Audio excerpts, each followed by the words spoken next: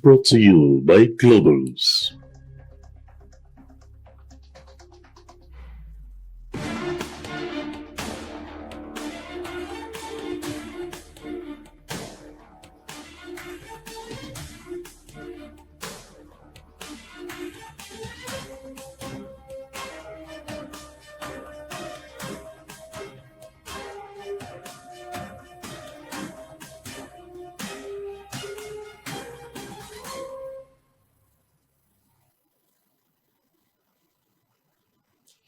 Hello, ladies and gentlemen. Welcome to yet another edition of your discursive, informative program. It is Global Insider, brought to you by Globals on your Pan-African television. And of course, today we want to zoom on the Ukraine crisis and looking at the position of Europe, particularly the European Union, and asking if the bloc has lost its diplomatic voice. Each passing day, the proxy nature of the Ukraine crisis unravel itself. However, the events this time have brought division within the ideological and pragmatic EU-backed stance towards the war, especially using the proceeds of the Russian frozen assets in Belgium to back Kyiv government, a move that Belgium has strongly refuted. The special military operation that kick-started in February 2022 has again brought to the limelight the 2014 gimmicks of the West, patterning the Minsk agreement and the meeting between then UK's Prime Minister Boris Johnson with President Zelensky of Ukraine, which shattered peace prospects over the years. Now the crisis has not only reshaped the geopolitical landscape in Eastern Europe, but has also exposed significant divisions of features in the diplomatic framework of the European Union. The EU's voice, previously regarded, according to report, as a crucial actor in international diplomacy, appears to have diminished, leading to serious questions about its relevance and effectiveness in resolving the crisis.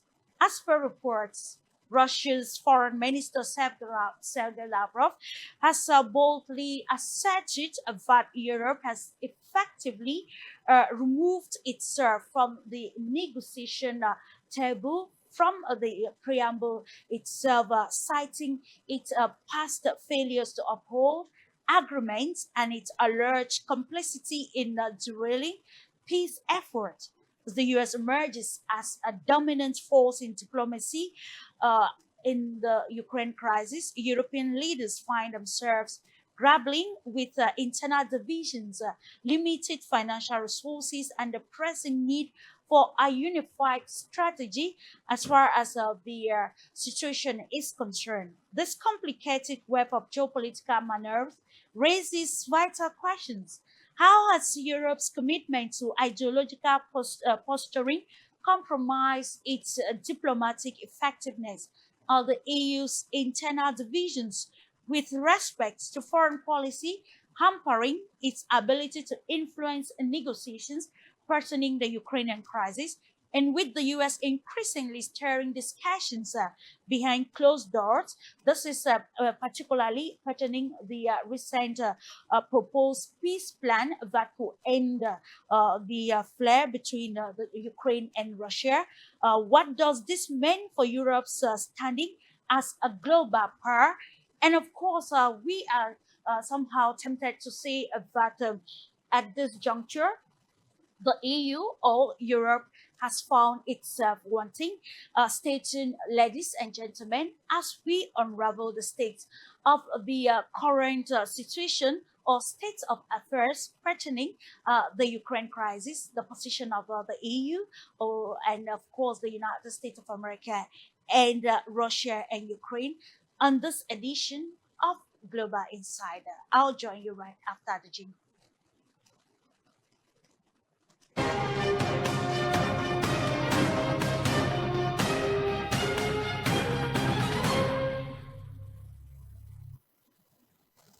And you're welcome back. If you're just tuning in, this is Global Insider.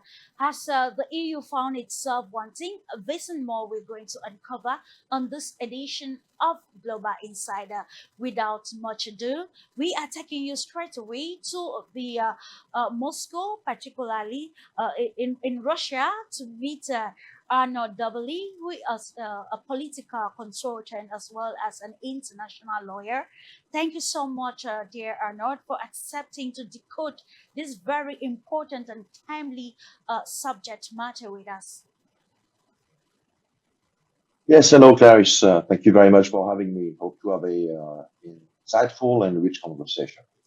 Absolutely, yeah, with you as an expert, having firsthand information on the Ukraine crisis and every element that has been made embedded into its trajectory. We are going to understand again better to know the state of affairs with you pertaining the latest development, especially around the U.S. brokered peace talks. And of course, to Scotland, let's acknowledge the presence of Conrad Rickers, who is a journalist, financial analyst, chair of the Polish Yes for Independent Scotland. It's a pleasure having you this day. Hello, Clarice. I'm really honored for this opportunity to discuss one of the most important international events of our times. Thank you very much. Thank you so much for accepting and honoring our rendezvous this day, Conrad. And of course, subsequently, ladies and gentlemen, other guests will be joining as we unravel the intricate web surrounding the Ukraine crisis and, of course, the position of Europe, particularly its diplomatic voice. But before we enter into the discussions, let's get this except outlining how Europe or the EU has lost its diplomatic hand or voice as far as the negotiations towards ensuring peace, full settlement of the flare between Russia and Ukraine is concerned. It's lost it steadily. I mean, obviously, Ukraine matters enormously to Europe, and it matters enormously to Europe that Russia does not in any sense win for Ukrainians' own sake, for European security, and for principles of justice and international law. But it is the US's view under this administration that Europe does not much matter, which is why talks are happening in a way that, as you described, repeatedly tilts towards a US-Russia dialogue, leaving out Europe and indeed often Ukraine. And how did that happen? Well, it's happened in different ways. President Trump, I think, has won the argument, rightly, that Europe should pay more for its own defense. And this is something that I remember American military people making to back in the time of the Kosovo War. So this has gone on for decades and decades, and indeed since the Second World War. But he has made that point very forcefully, and I think won that argument. The European countries are still trying to work out how they get that spending to rise. We were talking earlier about how in the UK's case you get population to wean themselves off welfare and benefits and put that money into defence, a very unpopular direction. So there's one thing that Europe has to do, but you ask what has happened that Europe's ended up in that position. That is one, not paying enough to its own defence. Another is actually during the conduct of the war, not being fast or willing enough to give Ukraine the weapons that Europe does have to some extent at an earlier stage of the war when they could have been even more useful. And now Europe doesn't have so many cards in this, but it does have one, which is the frozen assets, predominantly held in Belgium, but not entirely. And it now needs, in my view, to come to a decision on that, because that is one of the things that where the US does acknowledge, and Russia does acknowledge, that Europe has something to say. But if Europe is not careful, that is going to be grabbed by an American-led negotiating process, possibly not for Europe's or Ukraine's advantage. And of course, that was Bernard Maddox, Director and Chief Executive of Chatham House. Welcome. And of course, it's always imperative to put into context discussions. And I'll write off with you, dear Arnold, to wanting to understand topic for today, looking at the probably the historical context of European diplomacy pertaining the Ukraine crisis. Clarice. Well, obviously, for purpose of context, it's important to probably go back 20 years in the past. Let's say around the time when the Bush administration was trying to justify an illegal war of invasion on Iraq. And if you recall, the Secretary of Defense at the time, Donald Rumsfeld, decided that in order to placate at the time Germany, headed by then German Chancellor Schröder, and France, headed at the time by President Jacques Chirac, it was decided that the center of gravity of Europe needed to be, as it were, moved eastward, what Rumsfeld himself called the New Europe.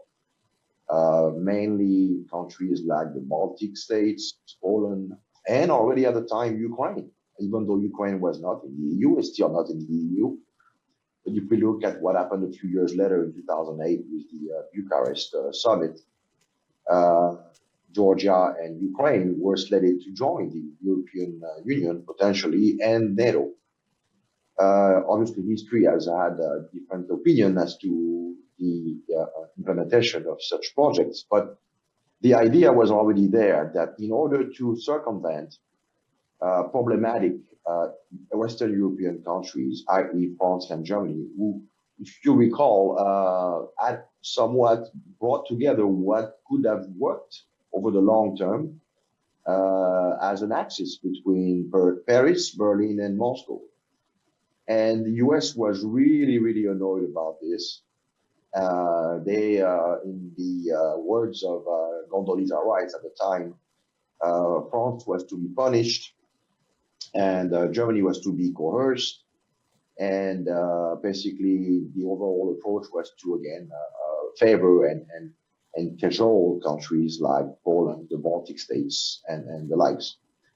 Those countries eventually joined the first coalition of the willing, and in so doing led the way in the occupation of Iraq, which is lasting up to today.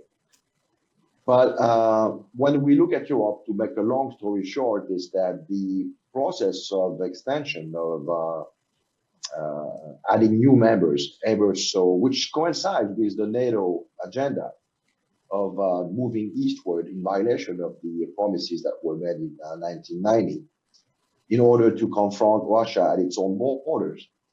Obviously was not thought out very carefully, because in so doing, first of all, the amount of member states makes it very difficult for any kind of decision-making process to be viable, keeping in mind very often one veto can just prevent a decision to be made by the European Council. We saw it recently, and I would say, fortunately, the context that concerns us today, by countries like Hungary and Slovakia. Now we can even anticipate the Czech Republic, in the wake of the election of its president, to probably join the fray. And so you have a lot of disparities, a lack of consensus on many issues. And it's interesting to see that, like during the COVID sequence, a lot of countries decided to unilaterally reestablish, for instance, their borders. So Brussels looks like a paper tiger. And at the same time, I think the globalist elite, who have always considered the European project as a stepping stone to their project, their dream of a one world government, decided to basically double down and try to, through their agents like von der Leyen, Callas, and the likes. Probably Macron was almost literally out of France and on his way to, so he hopes at least, become the first president of the united super federal state in Europe. They decided to double down and to acquire new competence, new domain of competence, which the text, European legislation and founding text and treaties do not envision that they would exert influence on. And this includes, as we've seen very recently, issues of defense, which, whether it's about the financing of the new colonial project in Ukraine, or the desire to somehow entertain perpetuating the war in and of itself, even though the reality on the ground would hint otherwise, shows that the EU has become this kind of out of control project, which a lot of people had warned back in 1992. People like Philippe Seguin in France at the time, around the time the Maastricht Treaty was being voted upon in a referendum. Since then, we have had the 2005 referendum on the Constitution, which was rejected quite handily in France by close to 55% of the voting population. It was also rejected in the Netherlands. It was rejected in Ireland. And we saw that the EU project was, if anything, not democratic whatsoever, because they basically rejected what the population of those three states had advocated, and decided in various ways to basically circumvent the popular will. That's when we understood that the EU project was but a prison. We can see that the well-being, the economic prosperity of the population is the least of their worries. This is a project predicated on lobbying and outsourcing and opening up all the European markets far and wide to economic entities outside of Europe, which do not care about environmental norms. Not that I'm a green enthusiast myself, but if we look at what was sold to us as a paradigm to do business, basically the European Commission does not seem to show a lot of care as to the partners that it deals with. So it's all about neoliberal policies. It's all about opening up wide open the doors to predatory practices by non-European constructs, and in so doing, basically destroying the very tissue of European industry, European agriculture, European savoir-faire, European arms industry as well, especially when you look at what Poland, name but one of those countries, does with what it gets back from Brussels. It is not a net contributor to Brussels. It gets a lot of money back from the center. And the first thing it does when it decides to ramp up on military hardware is to buy American F-35. So there's not even any concerted protectionist European-made approach to promoting European interest in the strictest sense. In that regard, it is not a wonder that the ultimate level of the rocket, the last etage of the lunar module, as it were, would see a country like Germany, which for a long time has been the economic engine of Europe, but has no political independence whatsoever from the US. And in so doing, ever since 1945, it's not surprising to see that the economic lifeline of that country, Nord Stream 1 and Nord Stream 2, would basically be subjected to state terrorism without the German official authorities basically reacting in a way that reflects any kind of political sovereignty. So that gives the question, if those countries are not sovereign, if they do not care about their own population, if they don't even follow their own principle as far as promoting a European homestead at every level, such as the ones that I just mentioned, then what is the use for Europe? If you add to this all this ideology bearing on post-structural philosophies, quote unquote, the gender theory, the agenda of Davos, the digital control, facial recognition, mandatory vaccination, and the likes, Europe has turned into a nightmare, and it is high time that the European people do whatever it is possible in their power to break away and recover their sovereignty. That's really what is at stake in this conversation I think we're going to have today. Ukraine has just been a revelator of this carefully crafted trap that the globalist elites have set up for Europe. Which is very imperative, and with your actually contextual analysis of our topic, we could actually arrive at the conclusion saying that it's a plethora of events which have been marked in the agenda or the political trajectory of Europe, and we are going to answer subsequently if all of these have kept the bloc at this juncture where it is at the particular moment wanting. And in the same perspective, we get your own viewpoint, Conrad Request, especially on the historical framework of the diplomatic status of the European Union and how it is maybe counteracting its own personal agenda, like highlighted by Arnold Davoli, that meets the objective of citizens. Yeah, well, I would say that, of course, I totally agree with my friend Arnaud about this negative evolution, in fact, the degeneration of the European structures. We can see that this is a deeper and deeper division between the interests of the financial and political elites of the European Union acting towards creation of the European superstate, and of the interest of the ordinary people living, especially in the states of the European Union, but also the ones related strongly to the European Union, yeah, for example, the United Kingdom. When we reach the past, we can see that the background for the creating a new way of European cooperation was to avoid conflict, especially military conflict. So it was strongly linked to the experience of the World War and to the all this destruction of the continent. It was also, and it is hardly remember now, it was also reaction, especially of the this time French government, reaction to American domination of Europe, and especially in the times of the President de Gaulle.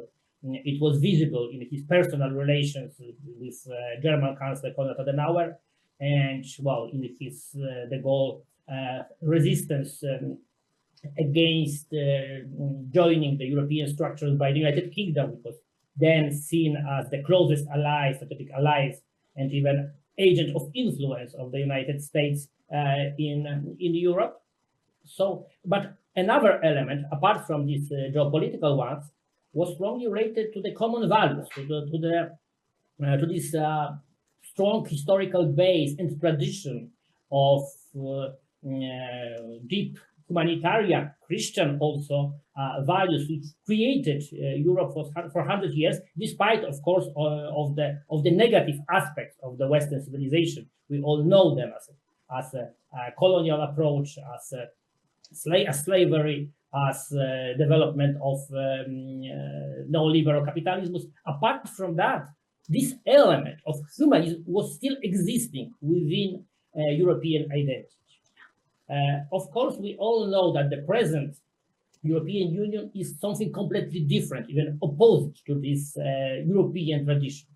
As Arnaud mentioned, it's some kind of the globalist experiment in miniature. So it was a kind of it was attempt to create not only some world government, so some kind of experiment before creating the real world government, but it was also an attempt to create some kind of completely new identity based on unrooted people coming all over the world, coming to Europe as immigrants, with, well, shifting down all the best interests and traditions which have been shared by the people living in Europe for centuries. And this experiment has failed, in fact. So this neo-European identity, which was created by the bureaucrats and financiers of Brussels, this part of the global financial markets which acted through Europe, was completely unattractive for the migrants coming to Europe. They preferred to keep or to return to their own traditional values, whatever coming from the West India, Africa, or wider Muslim countries. And it was, of course, extremely oppressing toward the people, to the natives of the European states. This neoliberal agenda, Arnaud already mentioned about including all these elements of moral progressivism, of transgender, of the creating some kind of the cult of the climate transformation, climate transition, energy transition as well. All these elements, it was completely strange to the people living here, but oppressed by new political form of the neoliberal government in Europe. We are facing decline of what we know, what we knew for decades as liberal democracy in the West, especially in Europe.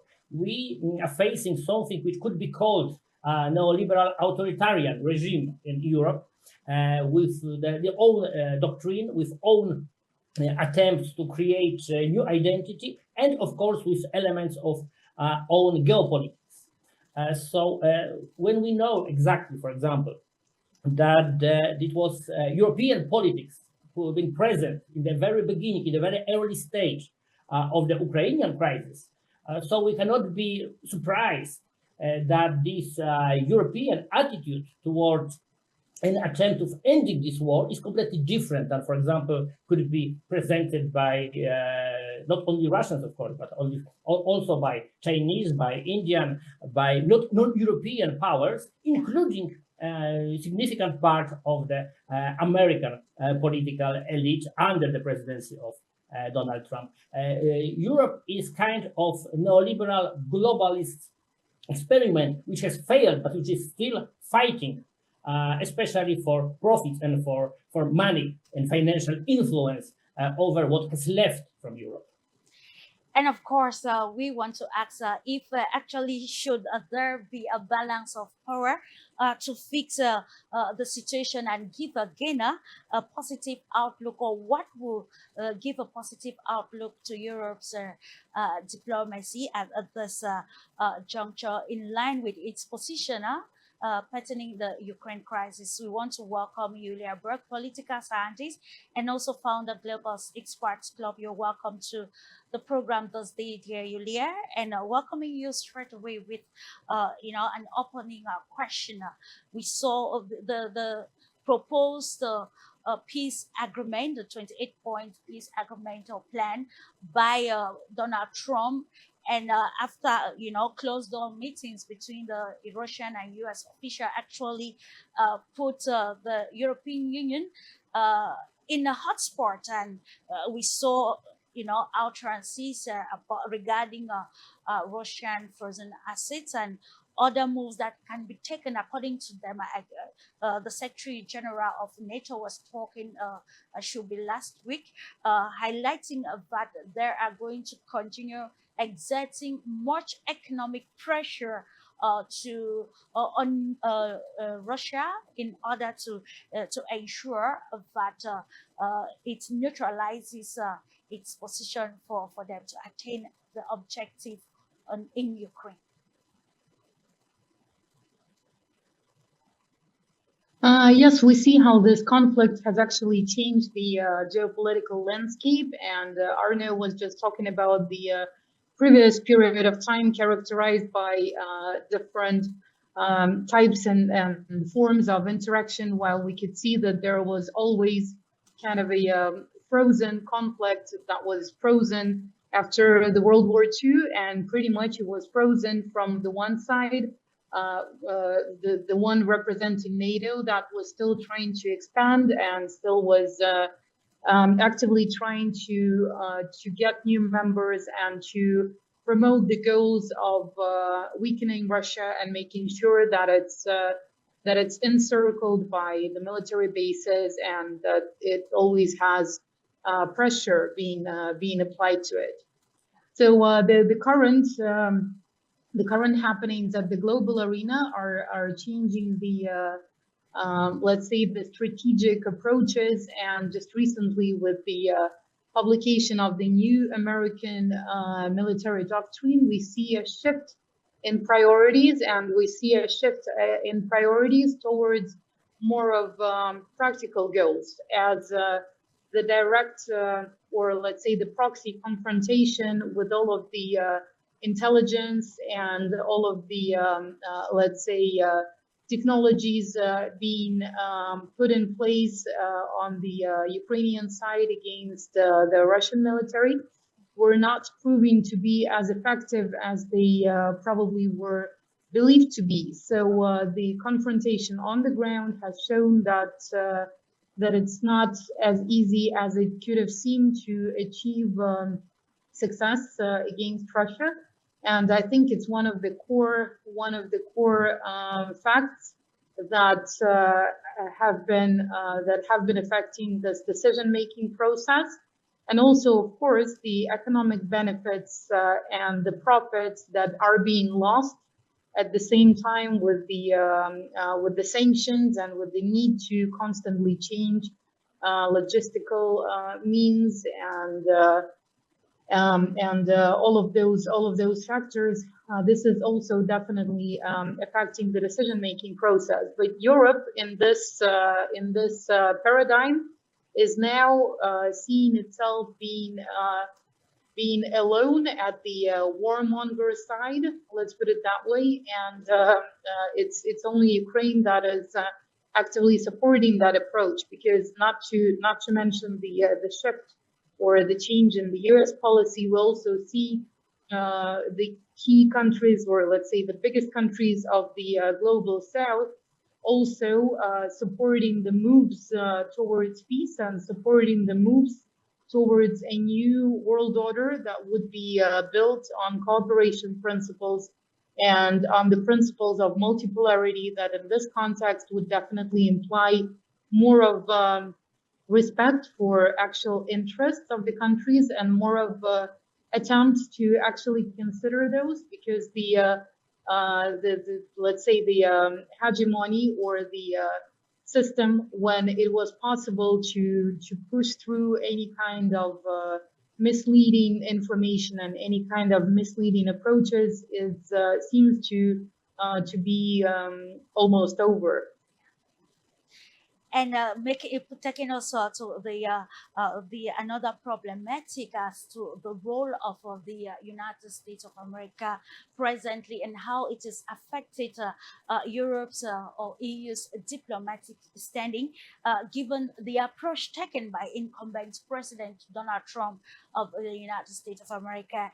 And this I'll be channeling to you, Steve Gill, political commentator. He just joined us now to note that he's also an ex-advisor to Bush and Clinton administrations. Welcome to the program, Steve. And here we want to look at the paradigm shift, which you just highlighted, in probably in line with. Hey, let me cut this real quick. I got to do this Africa hit. I'll call you in a second. Let me. Hi, Steve. Hey there. You're welcome. Please, can you hear me?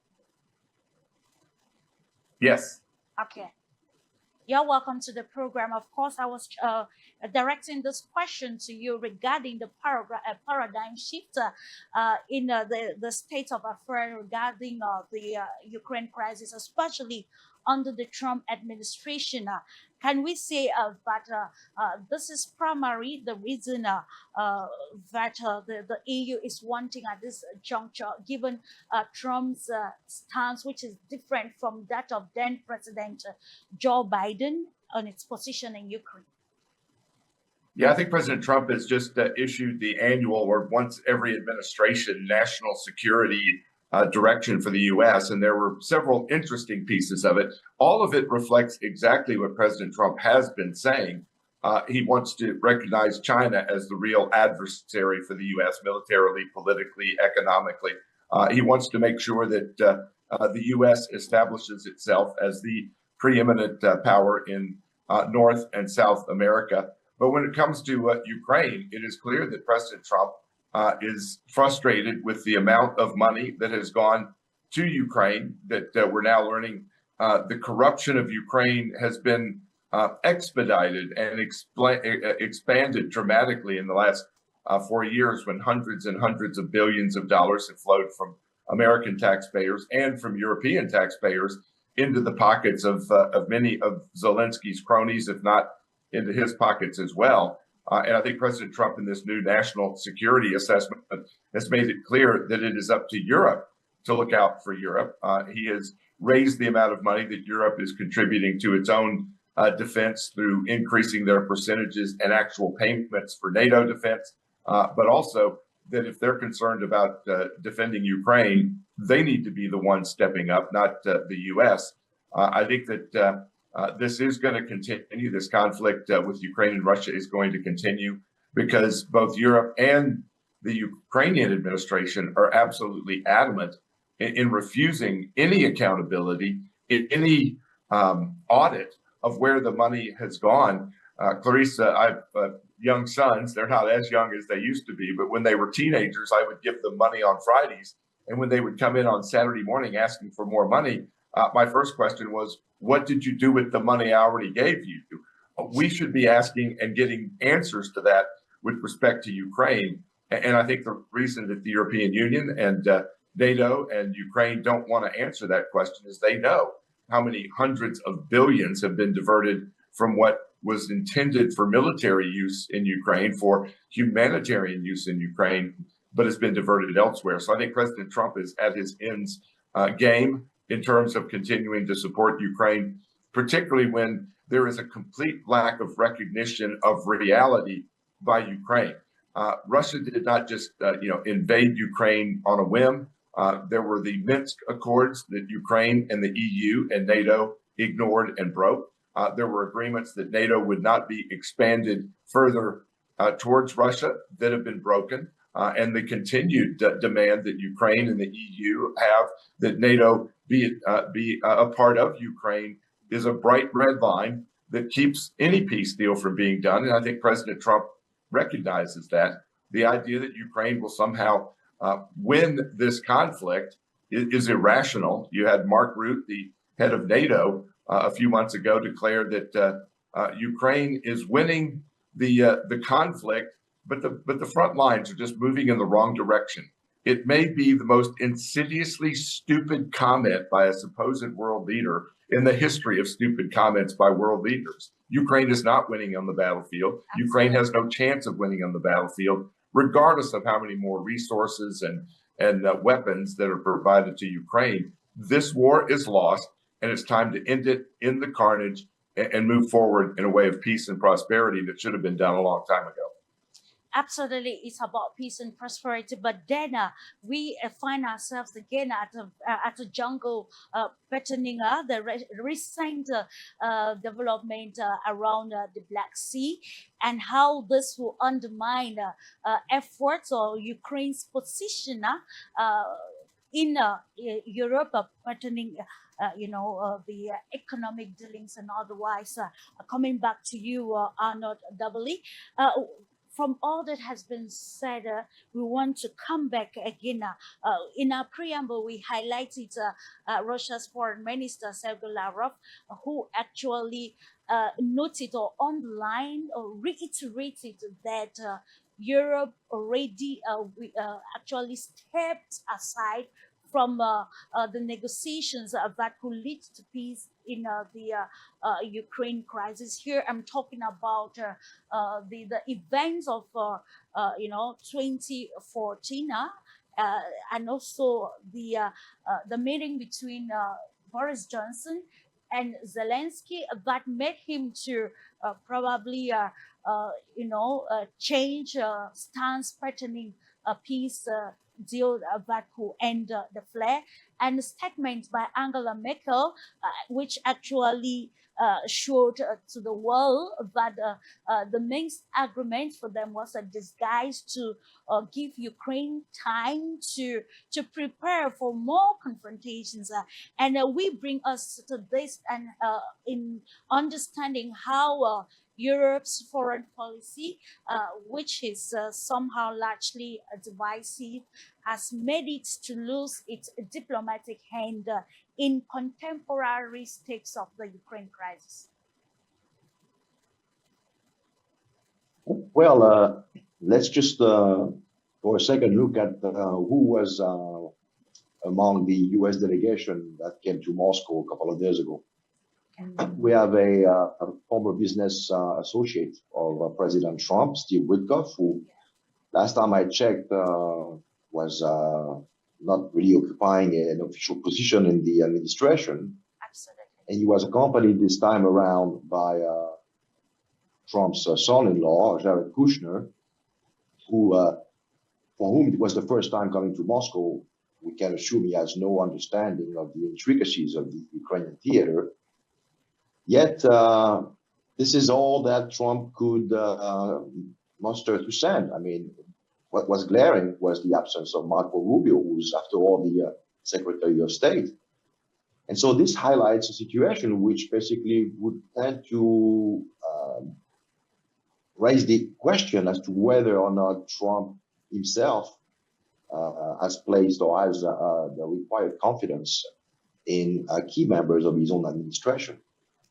And I would say that in that sense, it shows that, the Russians have been clear. I mean, their positions have been crystal clear for years now, literally, on this particular dossier.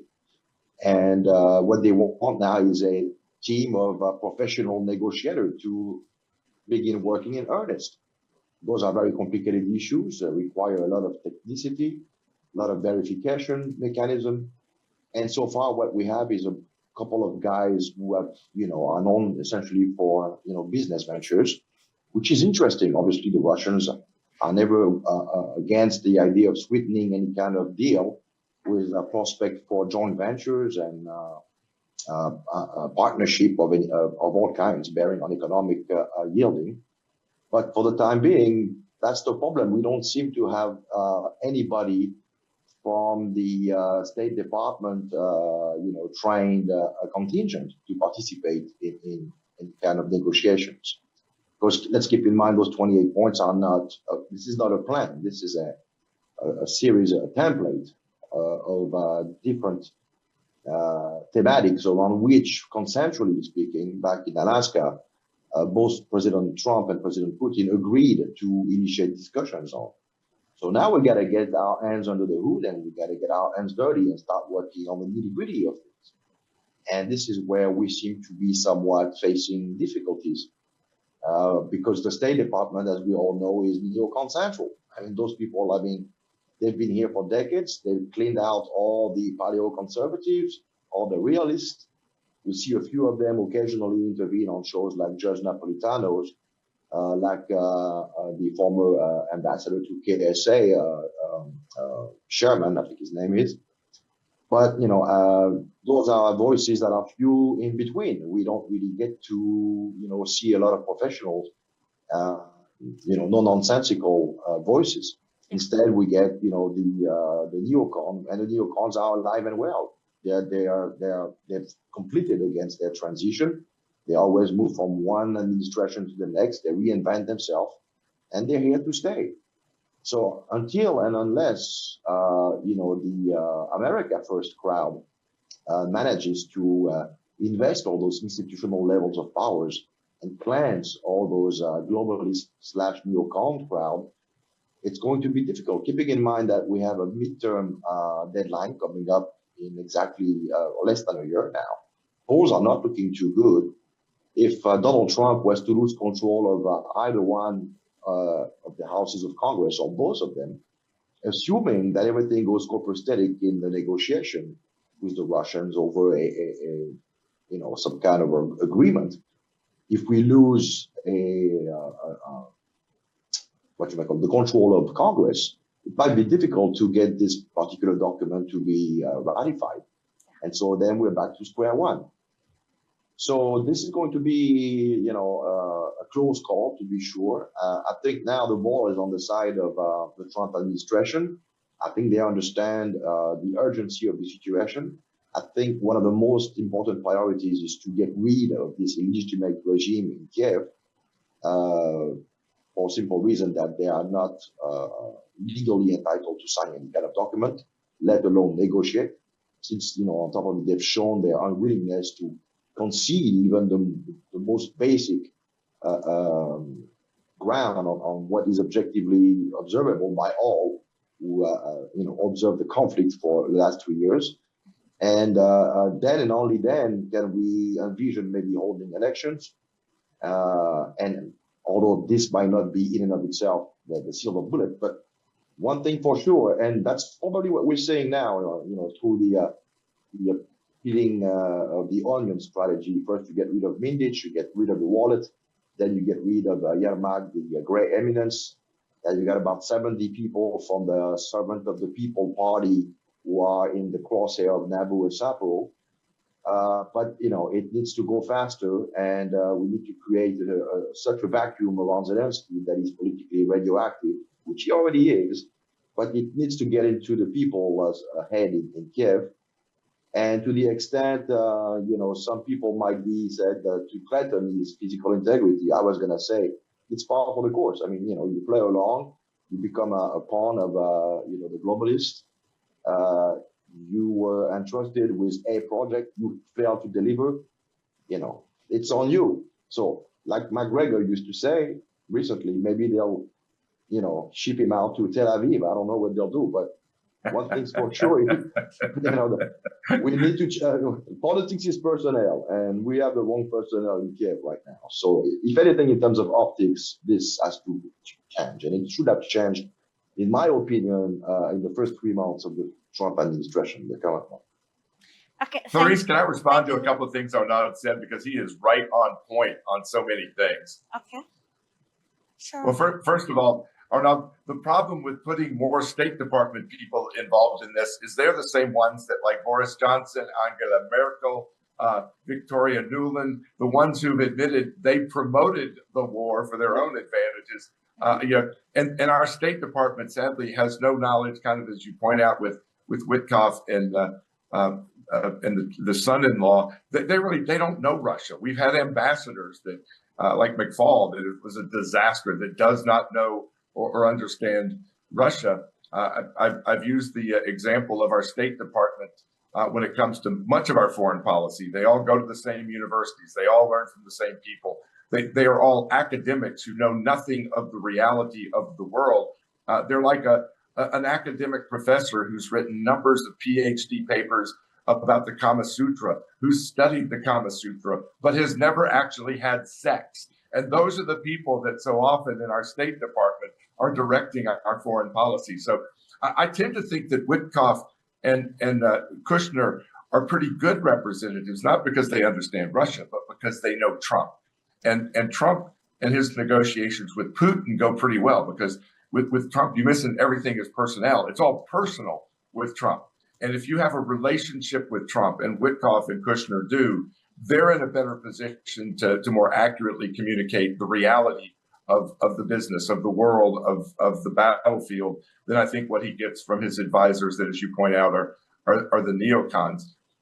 And Clarice, you pointed out, I think, the other great point of this, in my view, won't get resolved until you resolve Odessa. Odessa is Russian. Odessa should be Russian. And until the Odessa issue is resolved, and I don't think it's going to be resolved directly militarily, I think that Kiev and Ukraine will have to find a way to either have an abject surrender and then surrender Odessa. I don't think you go in militarily and take it. But until Odessa is resolved, you really don't have, I think, a resolution of this. So we may be back in this same position a year from now at Christmas talking about the same issues. And finally, I think Arnaud made a great point of of that the neocons have been pushing this, those in our Senate, those in our Congress, who get funded by the military industrial complex, both in Europe and in the US, they are advocating this. We need a new war, which is, in my concern that, okay, what are we picking a war now with Venezuela because we need to send more missiles, bombs, and airplanes somewhere as the Ukraine conflict seems to ratchet down. And I think that's, again, why I like a Witkoff and a Kushner at the table. Now, I agree with also Arnaud that the 28-point plan was really a framework, was really kind of a high level, here's the general agreements. I was very pleased that the meeting between Putin and Witkoff was taking 5 or 6 hours. That tells me they are getting into the nitty gritty, the dirty details that Arnaud was talking about. So I'm a little surprised that the result afterwards was kind of this declaration that we're not close to a deal. We didn't make any movement. Man, that's a lot of talk. And having been involved in negotiations like Arnaud and others, man, you aren't meeting for 5 or 6 hours on a framework without getting into some of the paragraphs and the sentences and kind of what you do. So I think they may have made more progress than we're being told, and hopefully they did. And I think again, the path to peace is for the Europeans basically to be shelved, which is what Donald Trump is saying. Look, you guys are irrelevant. It doesn't matter what you say. All you want to do is continue the conflict, so you don't get a seat at the table. And then the other conflict, I mean, again, this thing's complicated. If it was easy, we'd already pushed the easy button and fixed it. Who do you negotiate with? As Arnaud pointed out, Zelensky doesn't have the authority. The constitution in Ukraine restricts their ability to agree to a transfer of land that's already been taken unless you have an election. You can't have an election until Zelensky allows one. Zelensky doesn't want an election because he will lose. So, what's the chicken and egg situation of how you get to peace when there are some legal frameworks that have to be overcome, some election frameworks that have to be overcome? And again, it may end up with Zelensky in Tel Aviv. And then who do you negotiate with to get the deal done?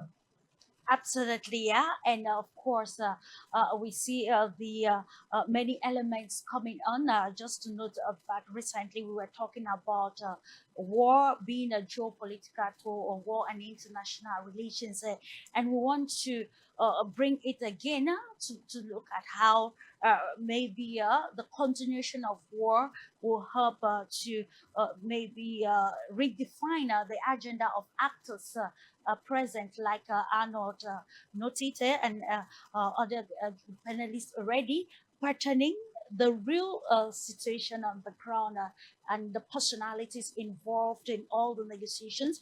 I'll come back to you swiftly, Yulia, because when we want to understand some of the facts or elements involved in this, especially the position of US, according to a research, we found out that 60% of the rare earth minerals, according to a negotiation between Ukraine and USA, that has to go to the United States, is actually in the Donbass, which becomes very problematic. And we wanting to give a diplomatic analysis of such stakes in line with a proposed peace plan, and if we can talk of its materialization and sustainability. Yes, it is true that a very significant percent of Ukraine's GDP was provided by those regions in the east of the country, the Russian-speaking regions. Yeah. And if you go a bit back in history, you would also notice that those regions have become a part of Ukraine not too long ago. And that was also a decision aimed at empowering and increasing the potential profits of that part of the USSR at that point, right? So there was quite a lot of policies aimed at redistribution of resources and making sure that those different regions are receiving a more balanced economy. That's number one. And number two, at that point, and even now to a certain extent, those regions and their infrastructure, including energy infrastructure, production chains, let's say, and all of those processes were much interconnected and, let's say, interdependent. It was more or less the same logic with the Baltic states and Caucasus, and it took a while to kind of restructure it. And if you look at the trade balance, for instance, before the escalation of the conflict between Russia and Ukraine, you would see how much of economic exchanges and how much of trade was actually happening there, and how those processes were broken, including some of the production processes and energy infrastructure and many other things that were damaged or ceased to exist as a result of the conflict. So Ukraine definitely cannot be called a beneficiary of this situation, because the aid that it was receiving, I mean, even if you just simply look at numbers, even with the aid it has been receiving from the United States and from the European Union, that never became an investment. I mean, that money just dissolved. It didn't remain anywhere in, let's say, infrastructure or anything physical that could have been used by the current or the upcoming generations, unlike the investments made in infrastructure during that previous period of time. And even if you look at Donetsk itself, the city was founded not too long ago. It's less than 100 years, and it was designed to be an industrial center aimed at production of aimed at mining and production. So there was a clear infrastructure design, not just for Donetsk as the biggest city of the Donetsk People's Republic, or Donetsk Oblast as it used to be called back when it was still a part of Ukraine, and a lot of interdependent processes in those regions that were ensuring economic and social stability, providing work, providing profit, providing social welfare, and so on. So yes, on the one hand, it is true that those regions are, let's say, in those terms, worthified also because they're producing a lot, unlike the regions of the west of Ukraine, that mostly that the economy of which is mostly based on let's say, tourism and other kinds of income that is not directly related to production or mining or such things. So it is painful to lose that on the one hand, but on the other hand, it's something that has been very largely mismanaged in that period of time when Ukraine itself was in charge after it gained independence. And the same can be actually applied to Crimea, because when Crimea was still a part of Ukraine, it was mismanaged and it was not receiving investment. It was not receiving much of attention from Kiev. And the conflict itself, when it started breaking out and when it was escalated in 2014. Some of the reasons for that were also related to the fact that under, let's say, Kiev, those regions were not receiving much of attention. They were still given a lot to the national budget, and they were not receiving much. And then they were receiving this kind of treatment when they were always worse than the regions of West Ukraine, let's say. And this is one of the disbalances that is very obvious. And if you go to Crimea, you will notice that most of the infrastructure and like most of the buildings were either, and it's obvious when you look at it, they were either built in the Soviet times or else in the recent, let's say, 10 years when Crimea rejoined the Russian Federation. So you will see that there is a huge gap in those times when Ukraine was in charge, and of course it was leading to quite a lot of frustration and disappointment from the point of view of the people. The same thing is valid even for this complicated period of time when the countries are still at war. Donetsk and places like Mariupol and DPR and LPR, generally speaking, they're receiving investment, they're getting improvements in terms of road infrastructure, logistical infrastructure, governance, and many other things. And people see that, people notice that, and they compare it with what it could have been if they were still, let's say, on the other side. And obviously, each citizen in the first place is thinking about, their prospects and prospects of their children. So it's a very clear conclusion when you just get to numbers and facts and clear comparison. I can personally, connect with the situation during a press tour, which saw us going to Crimea, to Donetsk, and other areas in the Donbass. We could actually visit. We visited some of these historical buildings, and we can actually relate to the situation in Donetsk. Ladies and gentlemen, we're going to continue with you, Conrad.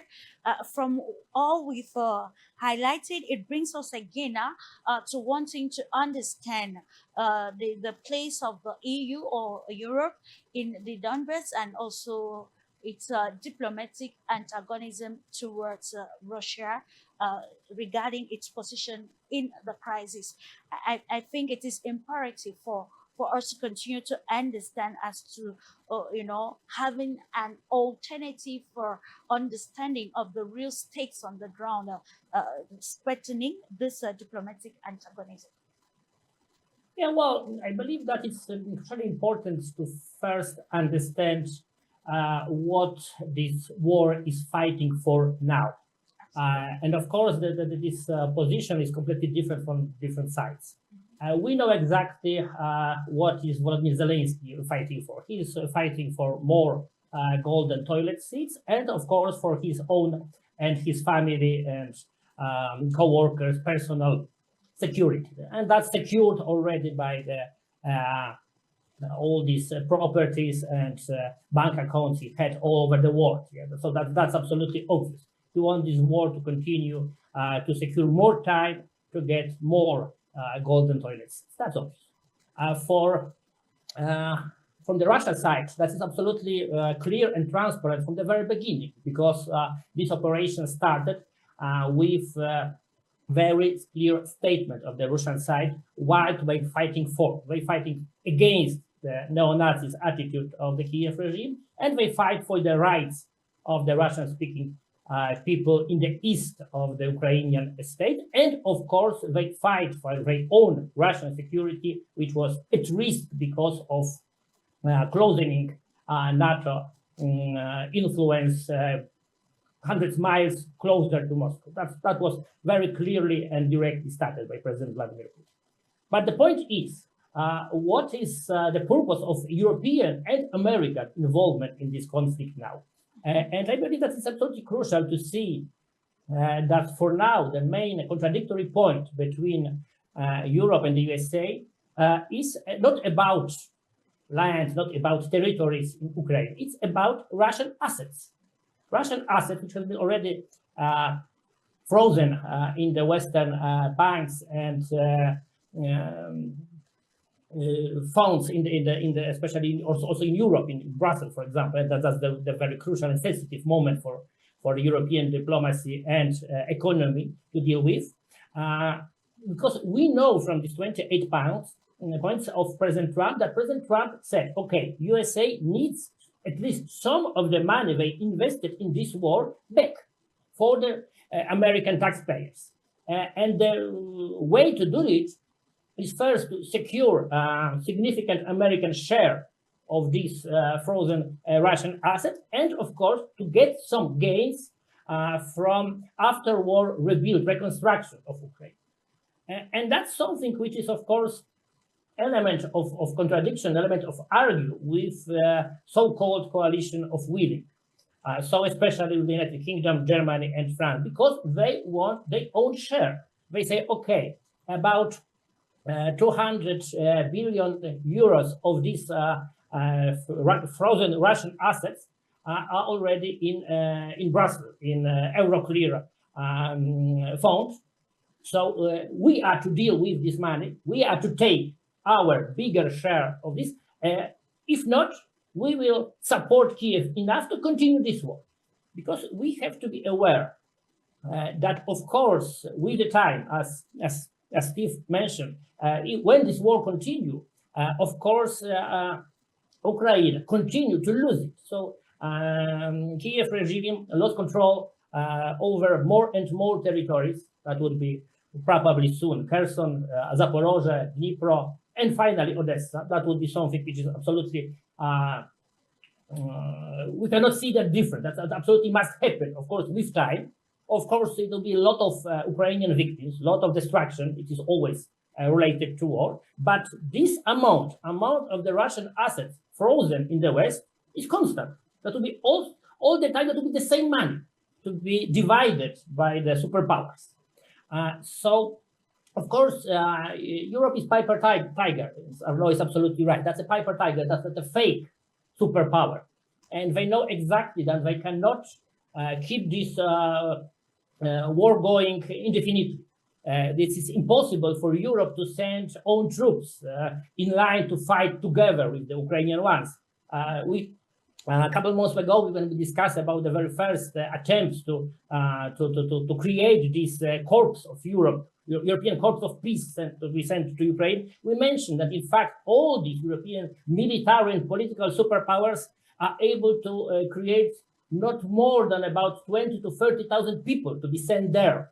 So it's absolutely ridiculous when you compare that to the size of the Russian army as well to the present Ukrainian one. But they still, so they are not economical power, they are not military power, and they are absolutely not in political power to keep this war going forever. But they still can support Zelensky long enough to get the bigger share of this Russian asset in the future. Of course, it's a question of this American chicken play. Who turn away first one. That's the point.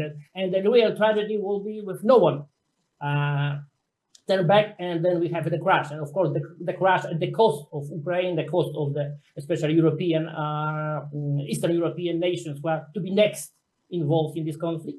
But still, this is now conflict and war only for assets and for money. And for many reasons, it was this platform, this element of analysis of this conflict, which was present on the very beginning.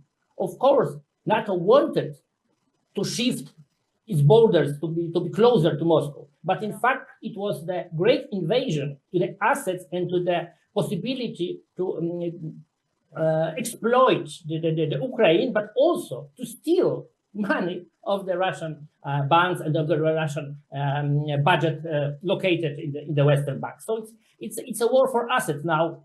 From one point, it's a war for the golden toilets. It's for another point. So only ordinary people, also ordinary people of Ukraine, are totally forgotten from the Western sides involved in this conflict. And that's sad, and that's tragedy for everyone. Absolutely, and it brings us now to asking the question: if Europe has lost its diplomatic voice, it is imperative to answer in another dimension, because according to some pundit, we are supposed to, to hold the West responsible for the crisis in Ukraine, and we want to use this to answer the question if Europe has lost its diplomatic voice. With you, Steve, looking at the role of the West in the outcome, or probably the outbreak of the Ukraine crisis, and it presents the tactics in the region, how it is to rule the peace process. Because according to the same pundit, Russia cannot actually go into war because it values lives. And this is coming from a professor, a U.S. professor, which I unfortunately I cannot get the name, but probably in the course of the program we're going to get the name. Let's understand that crucial role that has made it very impossible to have a peace in the region, and also to bring in the EU in some sort of regress threatening its diplomatic stand. Well, first of all, I think the professor, maybe Professor Sachs, but I'm not entirely sure. But I think that the West is largely responsible of this moving forward into a conflict, as you mentioned earlier. That the West decided that the elected representatives in Ukraine were too close to Russia, and they removed the leadership with the Maidan coup, with the efforts to replace elected leadership with more Western friendly leadership, ultimately in Zelensky. So, as was pointed out, they've acknowledged that whether it was Boris Johnson, whether it was Victoria Nuland, whether it was Angela Merkel, that they were trying to ignore the Minsk agreement and Minsk Accords in order to give just some time for Ukraine and NATO to build up to be able to do exactly what they did. And people, I think many people forget that Kamala Harris went to Kiev and declared that Ukraine would be brought into NATO. 3 days later, Russia initiated the special military operation. Now, here in the U.S., we knew that Kamala Harris, as vice president, was irrelevant and nobody cared what she said.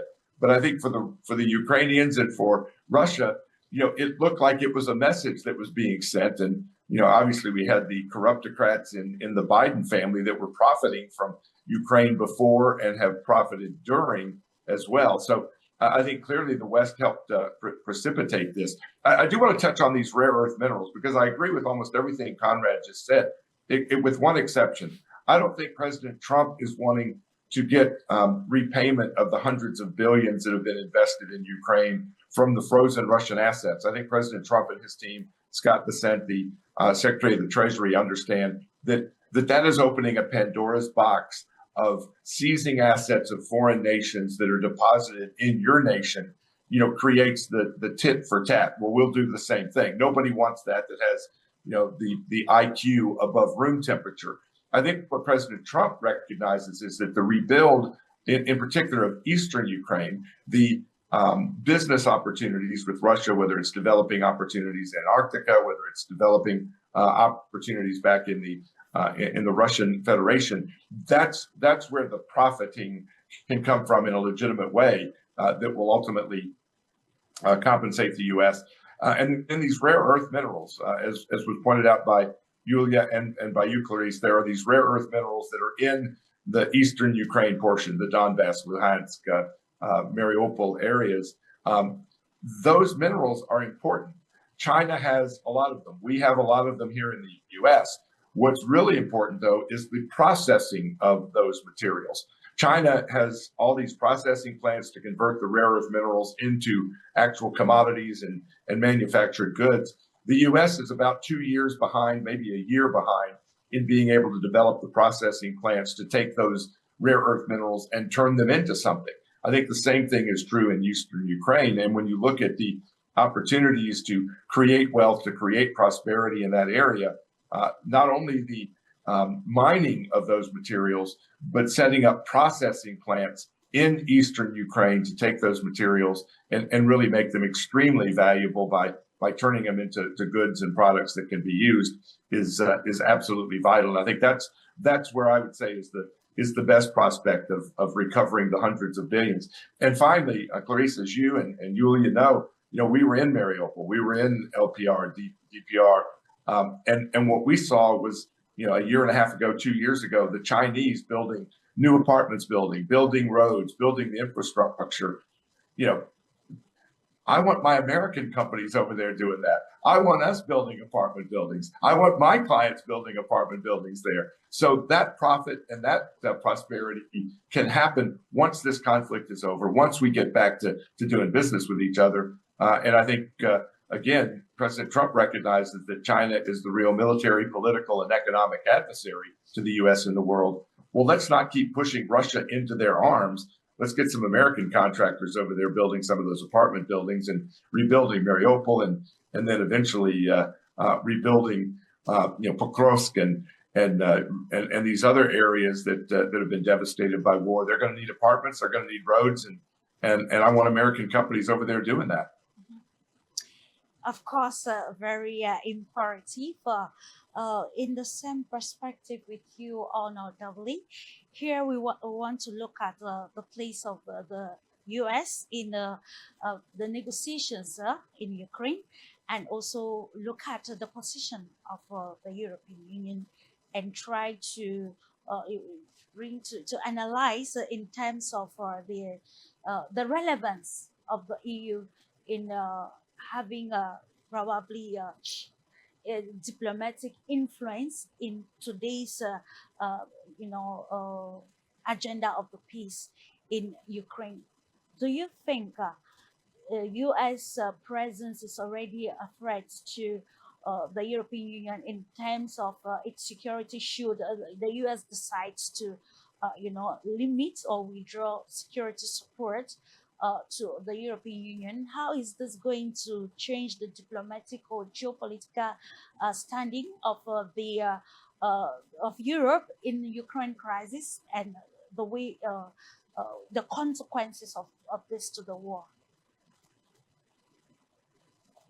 Well, I think it's a trope to think that European security is endangered by anyone other than Europe itself, which in turn answers the question as to European good faith in approaching the Ukrainian equation from a diplomatic point of view.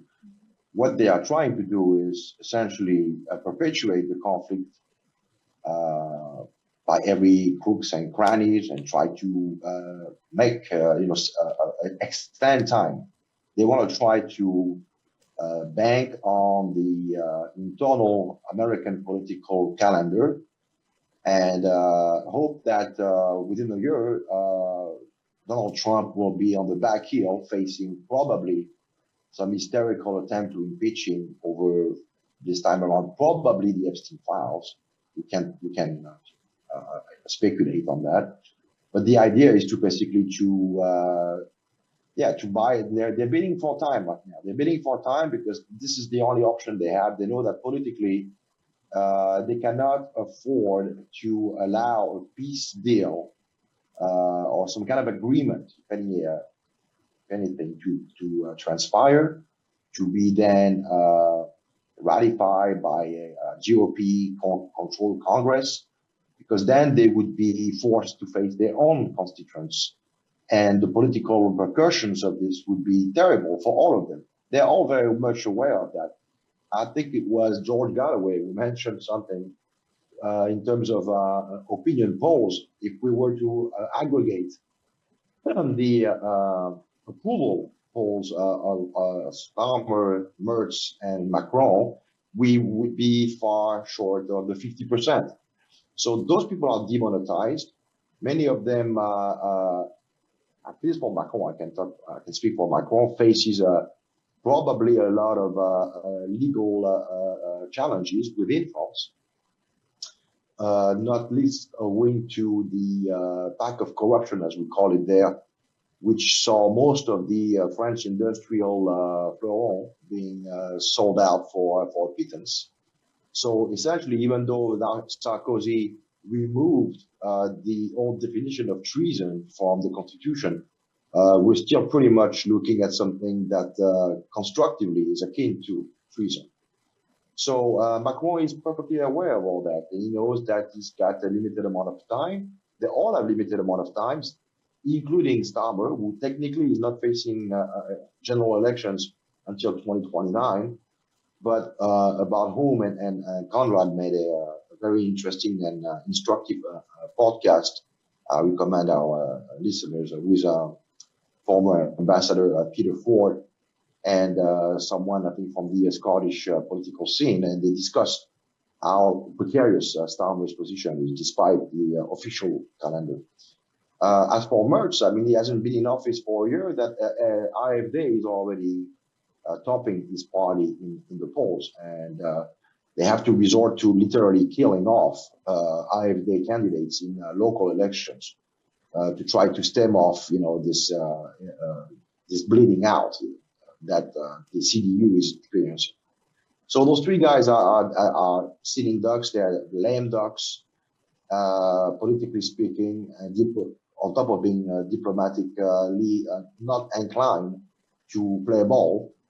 And so, but that's the problem, is that we don't know what those guys are willing or to try to escape direct political and also personal responsibility.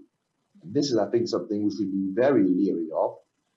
Conrad pointed out rightfully that if we look at the metrics in terms of manpower, in terms of weapon system, all three together, even on the aggregate, are no match for the Russian armed forces, which are arguably today the top military power in the world, bar none. But the fact is, we're still potentially exposed to provocations, as we saw recently with this MiG-31 affair. As we speak, I'm sure the FSB is extremely busy trying to kill any kind of destabilization ploy in the egg. And it's going to remain like this for as long as, at least on the battlefield, the outcome is not definitely resolved. Yeah. And although the Russian armed forces are moving faster and faster, liberating more and more settlements every single day, the question is, if we look at the pillar, or one of the twin pillars of the SDO, which is denazification, that means you need to either do a decapitation strike in Kiev, which would be probably exploited by Russia, the Western media, or you need to go all the way to Kiev and basically engage in a denazification process, which we know, going back 80 years, whether it's about Germany or Japan, requires sometimes years to re-educate the population. So, and that would be probably a gift from heaven as far as the neocons are concerned, because then they could try to ignite some guerrilla warfare. Let's keep in mind that Western Ukraine is not friendly territories, and you need to have substantial personnel on the ground to keep the cities going and the public services. So this could really quickly turn against the Russian agenda, and that could become a politically hand grenade as far as Russian public opinion. So it's Russia needs the US in that sense to clean up its own mess in Kiev. I don't care how they're going to do it, but they have to do it. And this is not something that Russia can do, but Russia can keep moving westward in such a way that instead of the 4 oblasts plus Crimea, we might be including into the mix oblasts like Sumy, like Kharkov, like Dnipropetrovsk, and ultimately Odessa. Although I'm a little bit less optimistic about Odessa, it's militarily speaking, it's not an easy situation, but it can be turned around as a sweetener in a kind of deal because it provides yet alone access to the Red Sea. And this is really, when one thinks about it, the only thing that would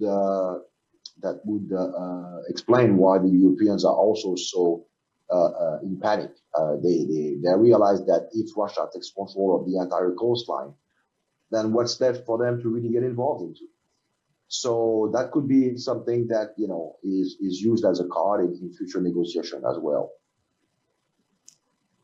Bringing us again to another juncture for better clarification with you, Yulia, from all of that Arnold has highlighted right now, pertaining the question.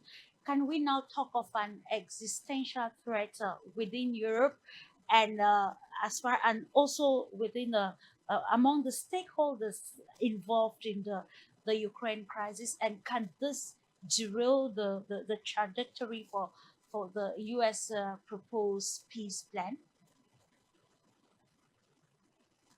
The negotiations have been ongoing from the very beginning of the conflict, and we all remember the case of negotiations in Istanbul that almost reached a conclusion back in the spring of 2022, just 2 months into the conflict.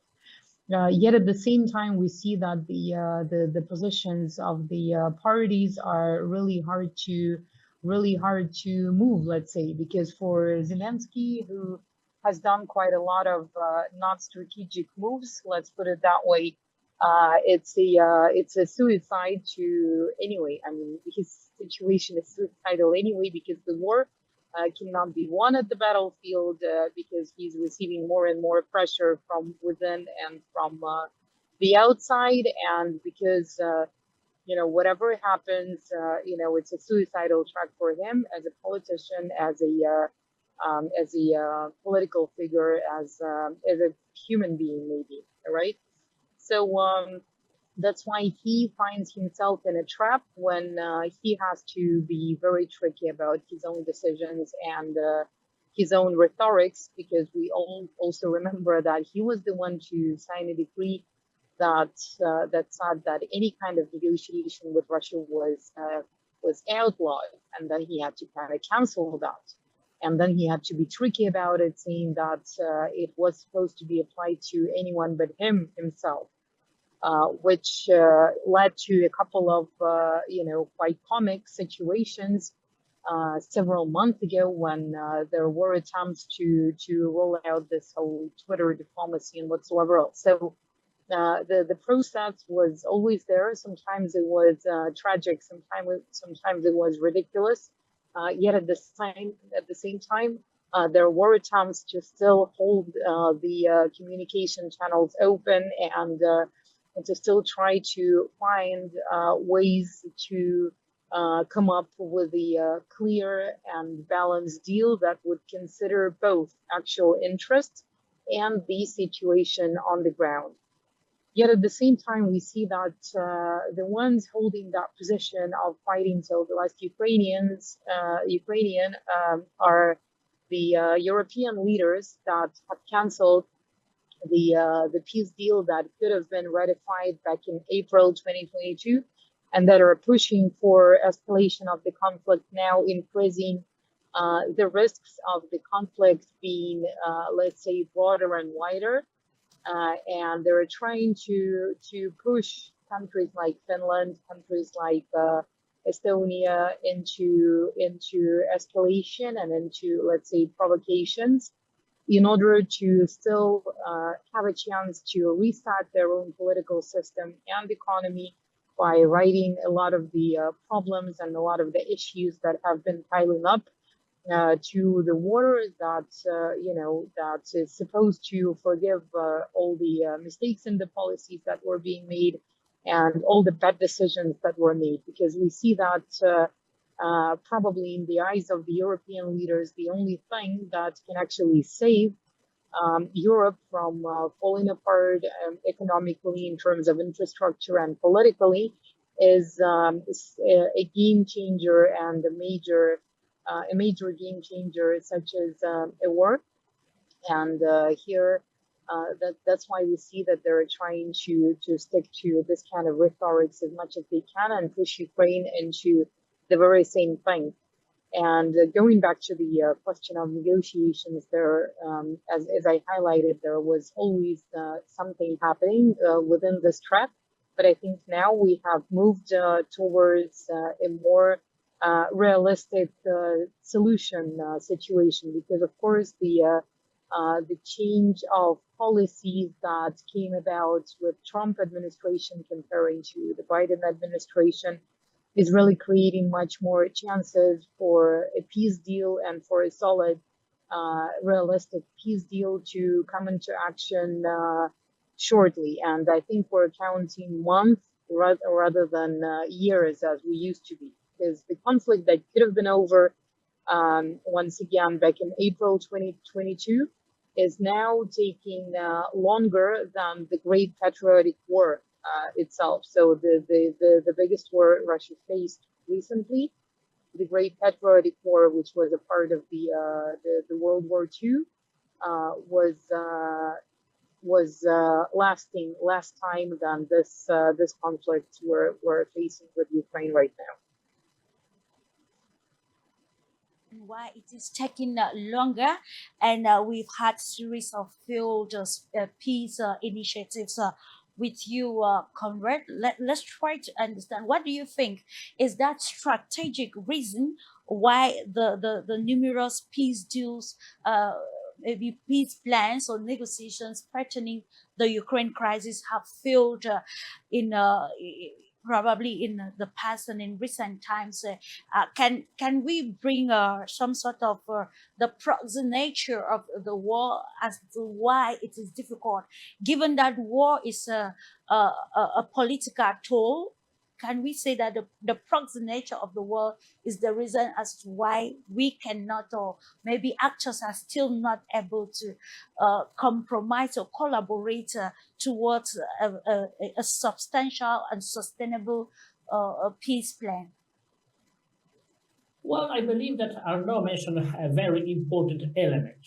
This war is continuing not only because secure position of Volodymyr Zelensky and Ukrainian oligarchs who just earn on this war with huge amount of money, so-called Western help. It's also to secure political position of the Western elites itself. We observed that, of course, in US, and I believe that Steve could say more about it in case of how the Biden administration was keen on keeping this war going only because of the private profits they received, including Biden's family members, as we know. And we observed quite similar situation, and Arnaud mentioned about it, that for Macron, for Starmer, for Merz even, it's first something which gives them the opportunity to present themselves as a great international leaders.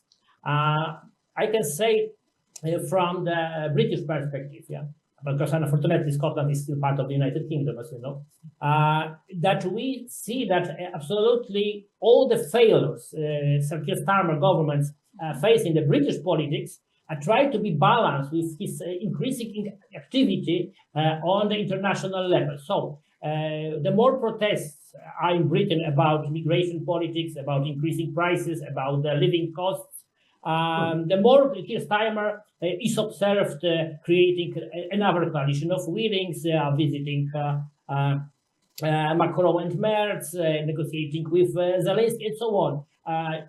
He remembers perfectly, as from the times of Maggie Thatcher, that never ever acting prime minister during the war has been dismissed. So that's the point. That's why he would like to have this war going, and even have more involvement of the British side. And I think that is quite similar to Macron and to Merz.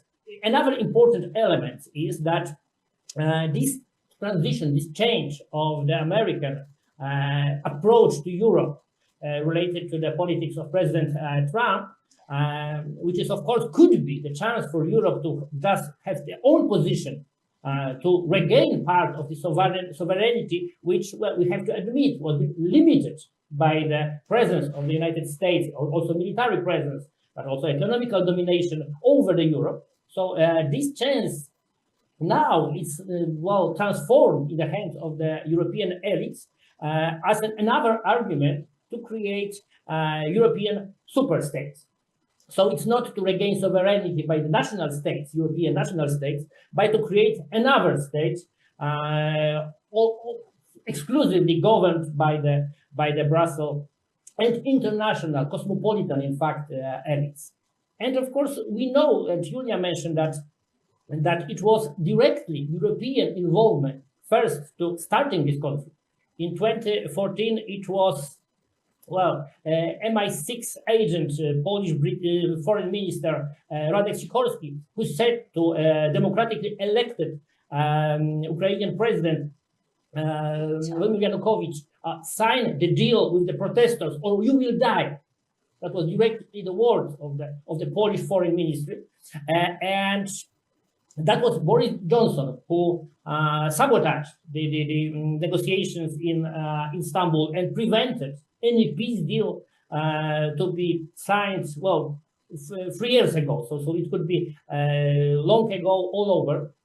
And it's, of course, now Sir Keir Starmer, Macron, and Merz who are keeping this war going because of the private interest, because of the interest of these political elites of the European Union and United Kingdom, and because of the ideological plan they have to create this world government in miniature. So to create this European superpower to still keep this neoliberal globalist agenda as an actor on the international stage. They just use this conflict to increase their influence and to transform Europe, wider Europe, so not only European Union, but also including United Kingdom and other states toward this neoliberal authoritarianism. And that's the purpose, and that's the reason why this war is still ongoing. Absolutely, yeah. The third phase of our conversation will focus on the internal division in the European Union pertaining its recent or latest decisions that would actually aim at supporting Ukraine in this cause.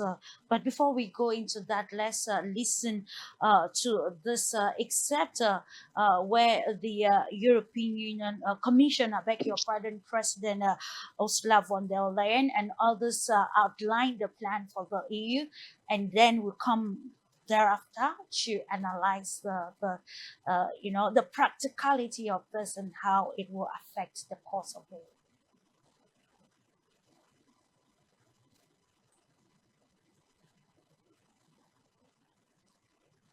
Please, can we have the excerpt?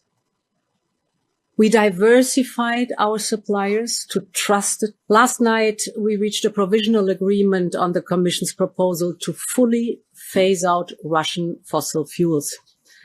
We're turning that page, and we're turning it for good. This is the dawn of a new era, the era of Europe's full energy independence from Russia. Many believe this would be impossible. Well, the figures speak for themselves, and let me give you some. Today, Russian gas imports, so LNG and pipeline, are down from 45% at the beginning of the war to 13%. Coal imports are down from 51% at the beginning of the war to now 0%. And crude oil imports are down from 26% to 2% today. I always knew that we could deliver with unity, with resolve, and by building on the extraordinary work of the past 3 years. With our Repower EU plan, we overcame the worst energy crisis in decades. We saved energy together while ensuring energy security all the way. We diversified our suppliers to trusted partner, signing new partnerships, and we invested in renewables and nuclear at unprecedented speed. As we slashed Russian imports of fossil fuels massively, we also cut the revenues that Russia uses to wage its war of aggression against Ukraine. We were paying to Russia 12 billion euros per month at the beginning of the war for fossil fuels. Now we're down to 1.5 billion per month, still too much. We aim to bring it down to 0. We will continue to support immediate needs and help build a more resilient Ukrainian energy system for the long term. To conclude, this is a good day for Europe and for our independence from Russian fossil fuels, because this is how we make Europe resilient.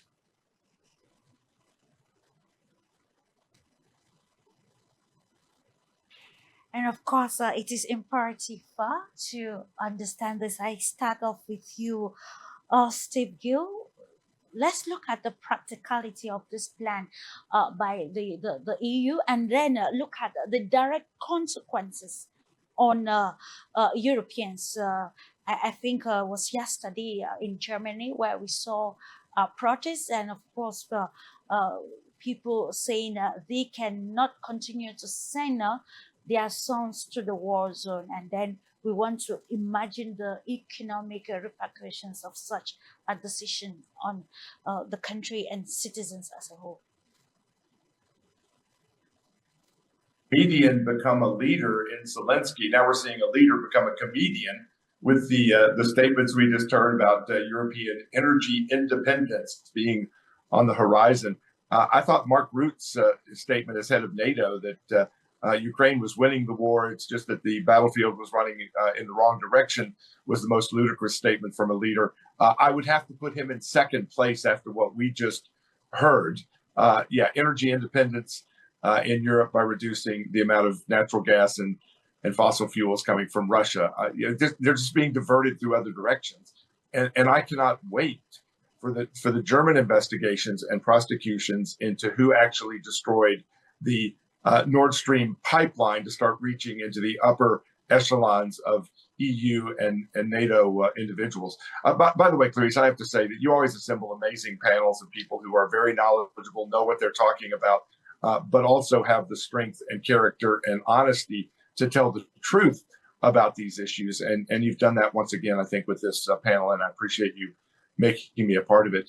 You know, both Conrad and the other panelists, Julia and others, have mentioned the fragile status of these European leaders with their own internal domestic power. Not only have they overreached in terms of trying to expand NATO and EU and created this conflict with Russia needlessly, but whether it's Starmer, whether it's Merz, whether it's Macron, they are all on very thin ice in their own countries. And it is the leaders who are kind of stepping away from the complicity with the EU, whether it's Meloni in Italy, whether it's Orban in Hungary, whether it's Poland continuing to show itself more independent than just towing the political party line of the EU. The leaders that are driving this ongoing conflict are in dire straits politically in their own homes, and I think that President Trump is actually in a strong position. I would point out that I think the economy in the U.S. is poised to be really strong coming into the new year. I think we're going to see interest rates drop, which is going to make housing more affordable, rent more affordable. President Trump is pushing away the flood of illegals that have come into our country, which will again increase the buying power of American citizens who've been supporting the flood of illegals. The big, beautiful bill that cuts taxes and helps re-energize America as an independent producer of fossil fuels is going to kick in starting in January. So I think the U.S. economy is going to improve. So I know there's concerns that the midterm elections could lead to Republican loss of power in the House and the Senate. I think that we will actually gain seats in both because the economy will improve here and people will start feeling the benefits of that. The other point I would make on the politics of this is that it's exactly right that Zelensky is trying to retain power because I think, as Yulia pointed out, he's a dead man politically and perhaps in reality. When this ends, either the Ukrainians are going to take him down or he's going to flee to another country and eventually will pay the price for what he's done. So he's trying to maintain control. And then the military industrial complex, I think I mentioned earlier, has an interest in this war continuing, and the political contributions they make to people on both sides of the political aisle in the U.S. continues to have the Congress push this conflict. People like Senator Lindsey Graham in South Carolina, who was there for the Maiden Revolution, watching it and cheering it along as promises made by the U.S. were broken. You know, our military industrial complex is producing missiles at $2 million a pop to strike targets that are being provided to Ukraine and others, while Russia is using $500 drones. There is no excuse for us to use $2 million missiles to take out a target when a $500 drone would do the same job, other than wanting to keep those industrial businesses in the U.S. and the political contributions flowing into members of Congress and the Senate in positions of power. So again, there's an old adage in American politics, and I think it applies all over the world: follow the money. And again, we get back to why isn't there an audit? Why isn't there accountability of where the money that has gone to Ukraine has actually ended up? Why are we continuing to use weapons that are expensive and not as effective? And on a final point, I would just say that in the Iraq War, a couple of decades ago, that was really a proxy fight between the U.S. military equipment and Russia's military equipment. Iraq was supposedly the fourth or fifth most powerful military in the world. and it did not take long to destroy them because of the advances of U.S. military technology versus what Iraq was using that was provided by Russia. Since that time, Russia has dramatically improved its military technology. This has been a proxy war between NATO and their military weapons and Russia's. And again, NATO's military proxy war has been lost on the battlefield, not just because of the lack of manpower, but a lack of technology and military prowess. So if they wanted a proxy war, they got one.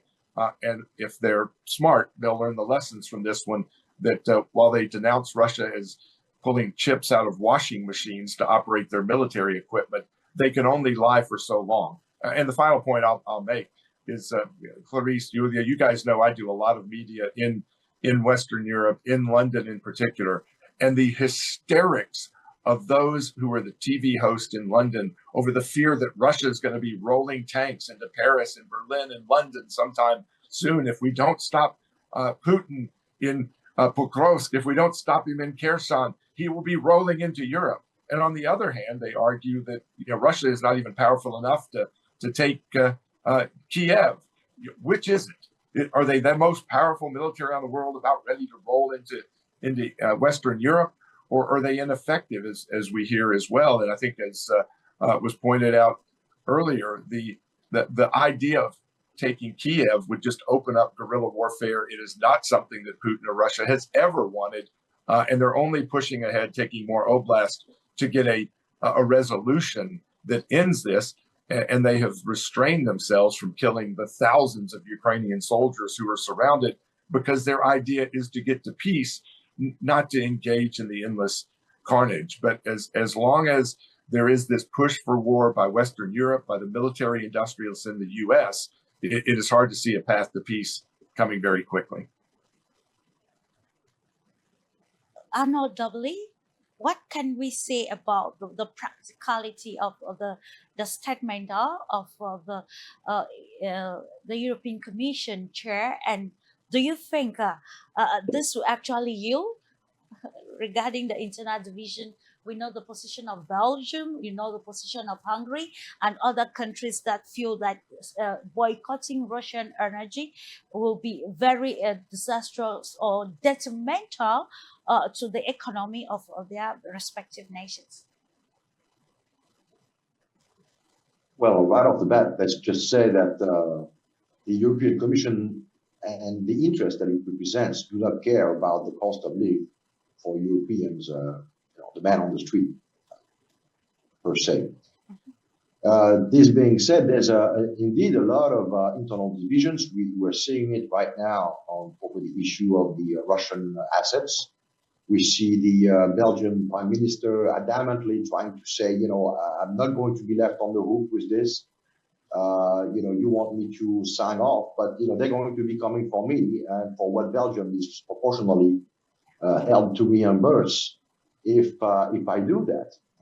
And so now they're talking about trying to get Norway, which owns a gigantic sovereign funds, to somewhat fork out the equivalent of the sum that the Europeans are talking about stealing, because let's call things for what they are. It's about stealing. But even now, we have someone like Christine Lagarde, who's not known to be, a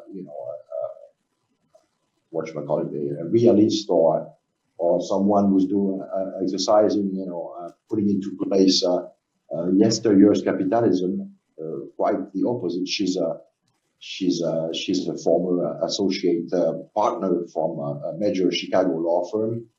She's endorsed neoliberal policies, and she's now piloting the Euro digital project, although this has been postponed to 2029 because, again, Trump doesn't want to hear anything about it. And for the euro to become digital, it would have to first be the dollar to become digital. So, but this being said, she's no friend of ours. She's no friend of our circles. And she herself came out yesterday saying, there's no way, legally speaking, we can allow this confiscation of Russian assets to take place, because this would simply create a precedent. Let's remind that our viewers that even under World War II, Nazi Germany's assets were never touched. So this would mark a watershed moment, would render Europe completely useless as far as fiduciary reliability for other countries who might be tempted to store their assets there. So essentially, this is but one of the aspects. We know Hungary has also been steady in opposing all the most dramatic steps aiming to perpetuate the conflict, finance it, to the extent that we have an election in Hungary next spring, and you can be sure that the globalists are going to try to do everything to remove Orban, who's really their bête noire. But Trump's got Orban's back, so that it should be okay. But yes, there are a lot of people. Steve mentioned Meloni. Meloni, as far as the Pearl program is concerned, has also taken a distance from some of the most radical individuals within the European Union. So we can see that the entire atlas is pretty fragile on a lot of different issues. But again, it's we have a window which I think is quite short, quite narrow, and it will depend on the level of communication and coordination between Moscow and Washington. We need to start moving on the technicalities. Trump needs to appoint a team of experts, because the Russians are not going to entertain, Witkoff and Kushner's on tours of Moscow at vitam aeternam. At some point, we gotta get down to the nitty gritty, and we have to do it in such a way that we have a deal sometimes early next year, no later than June, so that because then the campaign for the midterm will start in earnest. It will be difficult for on the political agenda, the U.S. political agenda, to use the last 2 years, starting in September all the way to the midterm. It would be impossible to do. So I would say, by late March, if we don't have some kind of workable agreement ready to be then promoted through the business circles in the U.S., would stand to benefit from those juicy contracts that can be signed with their Russian counterpart. And we need to look at it in that sense. In a very limited window, but it's it's a lot of work. It's a very complicated situation. It is not like a Gordian knot that you can just split in half. There's a lot of issues bearing on verifications, a lot of issues bearing on international recognition of the new constitutional order as far as territories are concerned for the Russian Federation. That's also something that Moscow could use Washington's help on to crystallize this in international text. So yes, let's. I'm cautiously optimistic, but we've seen how times and times again how any kind of attempt to restrain the dogs of wars have unfortunately failed, and so we somewhat seem to have at the levels where it matters the most an alignment of celestial bodies. Let us hope now that we can extract the maximum out of this and transform the try, as we would say in rugby, before the time runs out, as far as getting this paperwork validated and sealed. Absolutely. We are rounding off with you, Conrad, looking at the economic aspect of it. As a financial analyst, what is the practicality of the statement of von der Leyen? And of course, do you think the European Central Bank can align with such? And when they say we are moving from maybe Russian energy, consuming Russian energy, we are talking about looking at also at the time frame that this agenda can materialize for them to continue their course. Will this not be somehow very detrimental to the economy of Europe as a whole?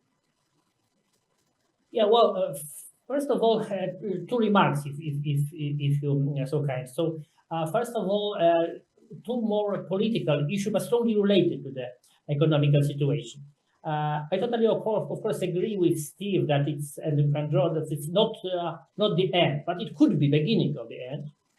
But still, the risk of increasing the temperature of the international relations is really high, and that's true when you read, for example, British newspapers. It's absolutely full of this warmongers, jingoist propaganda. When, for example, President Vladimir Putin said that, of course, Russia doesn't want any kind of war with Western Europe, but if it happens, Russia is ready.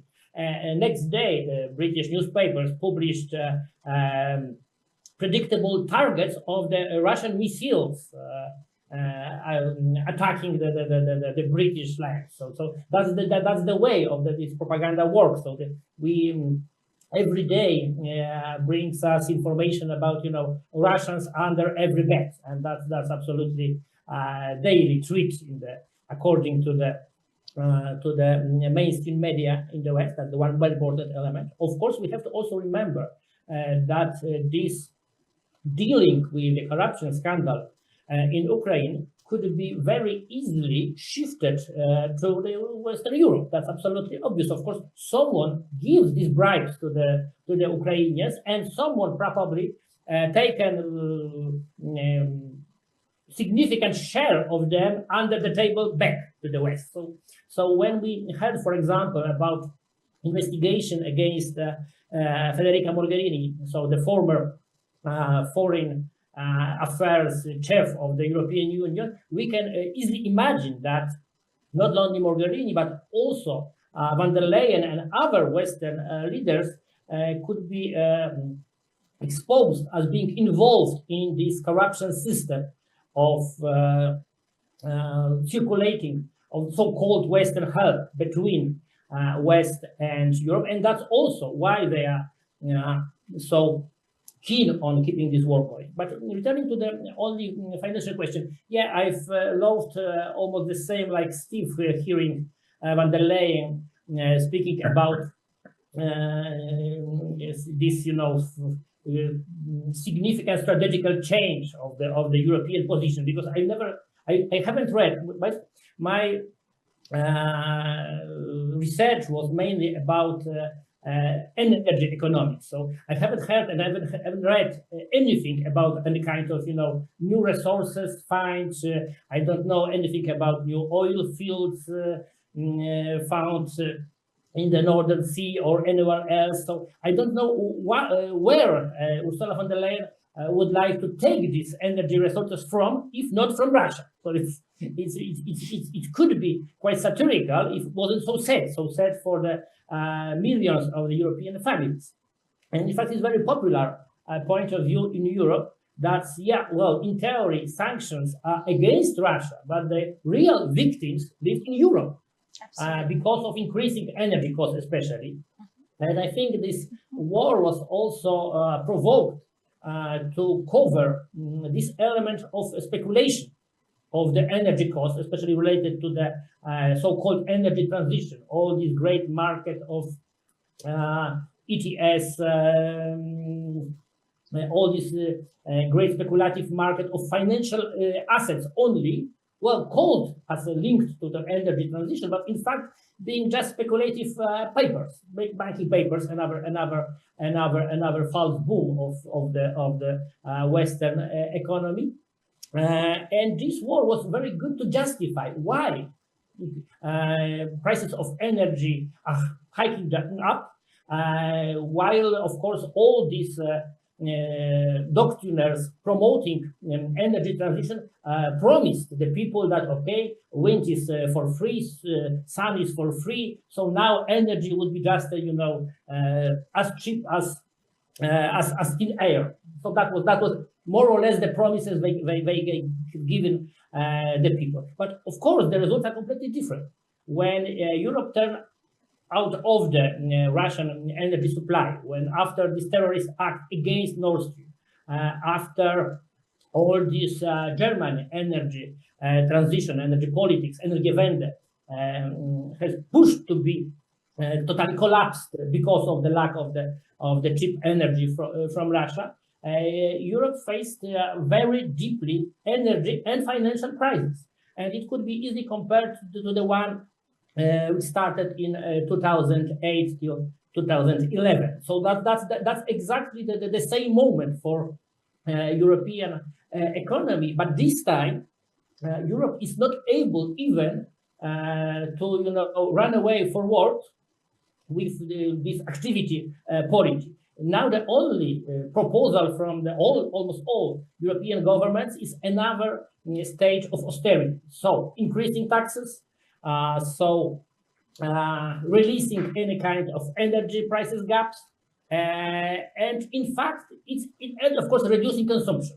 When we read documents just published in the very beginning of this conflict in 2022, that was the assumption of the European Commission that all the energy consumption in Europe could be as high as 25% for the families and about 15% for the industry. So that was exactly, that was not accidentally a result of this conflict. It was from the very beginning planned by these people. And this is element, of course, of, in fact, politically motivated agenda.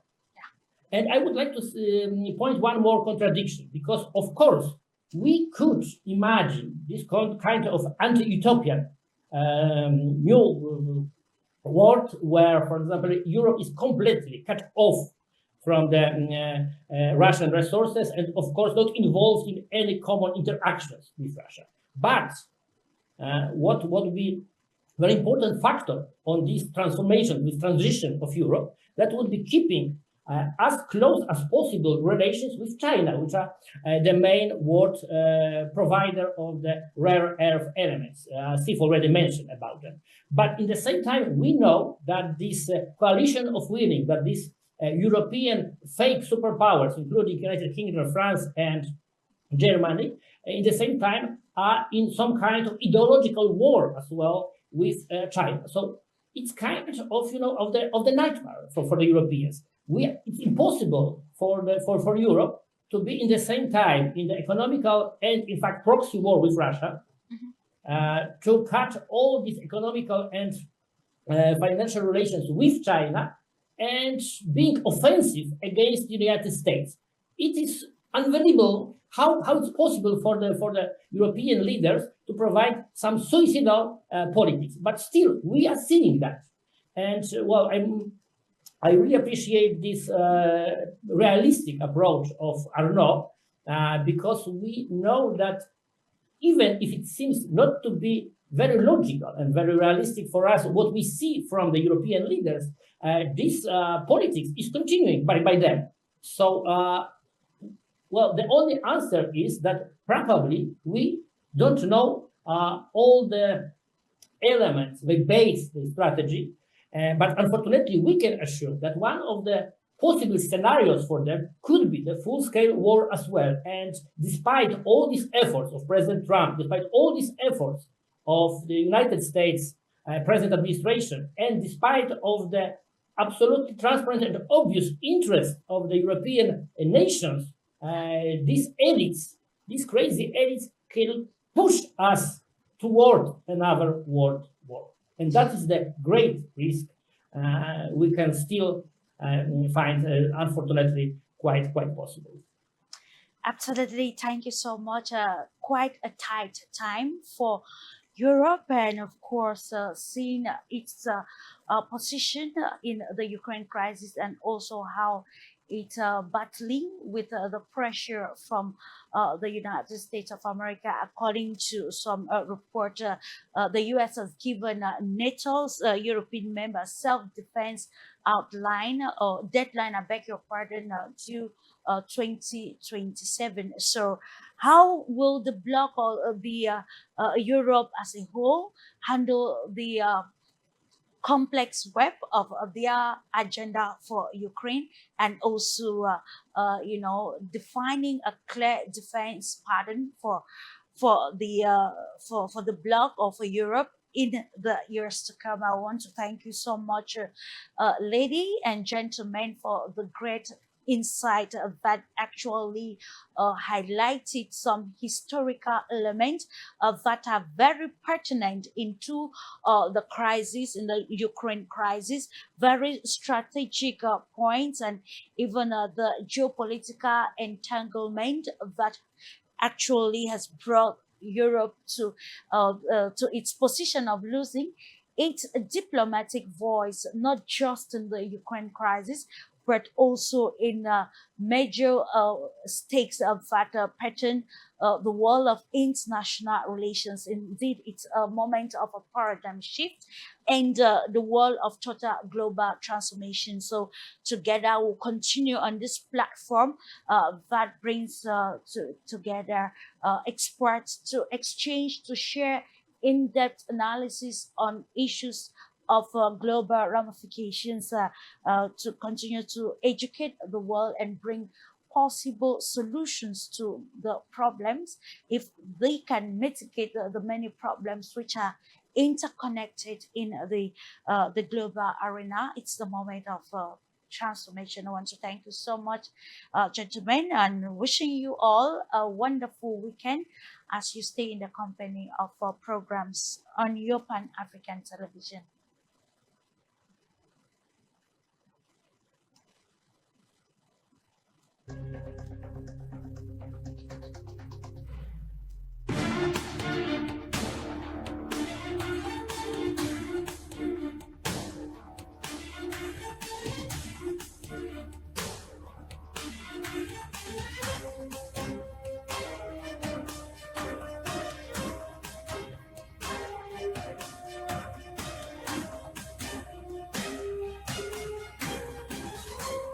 This program was brought to you by Globos.